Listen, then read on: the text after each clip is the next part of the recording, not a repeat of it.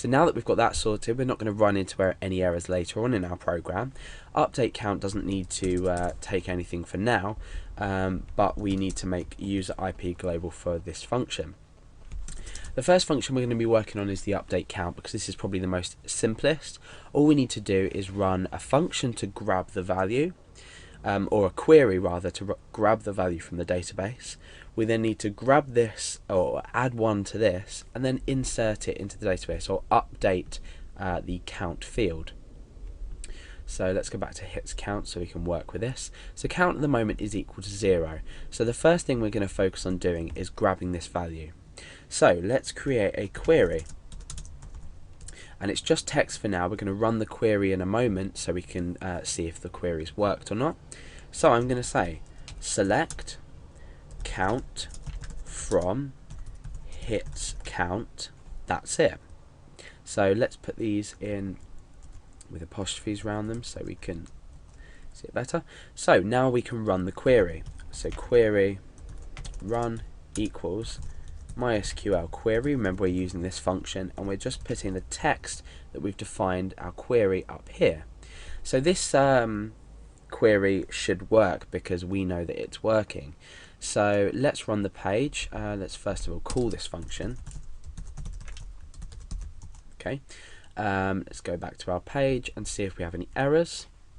Okay, we don't, but I want to make sure we don't run into any errors, so I want to say if, and I'm going to enclose this in brackets, then we continue. Okay, if not, we want to say die, and we want to say, in fact, we won't use die because this can sometimes interfere with the template of your website. For example, if you were including this at the top of your website, you're not going to want to kill the rest of the page just because the query is not working. So for now, we're going to leave this out. At the moment, we've just got an if statement. We haven't got an if else statement. So all we're doing is we're saying if this query works, then run it. Otherwise, just be silent. We're not going to say anything to the user. But we could test it for now, I suppose, and we could say die, and then we can put MySQL error in there. And this is a great method for debugging as well. If you're not sure about your queries and you want to add this in for now, let's say you were to add, say, an extra comma in there or something, and to refresh, you get the error back. But like I said before, if we get rid of this and then we put an and just before this, an at sign, sorry, just before this, and we refresh, we don't get an error back. We're just silent about it. So let's get rid of that now. So presuming our query has run, we've checked that our query's run, we need to get the value returned from this query. And we can do this using the MySQL result function. So I'm going to say count equals MySQL result. Now there's a few arguments we need to pass through to this. The first one is the query that's been run, so that's query run. And the second one is the row that we want to receive, get the value from. Now obviously we've only got one row and we're only ever going to have one row. We're not inserting more than one row, we're just updating this single row here. So remember, this is the row here and this is the field name down here, the column. So row and column. So we've got count equal to 0 at the moment. It's on the 0 row, so the first row is the 0 row because remember we start at 0 when we're counting. So we've got 0, so we type 0 in there. And lastly, we need to specify the field name, which is count. So I can just write count in there. So now the value count, this here, is equal to 0. So let's echo count out to see what happens. So update count function is now going to give us a 0 back.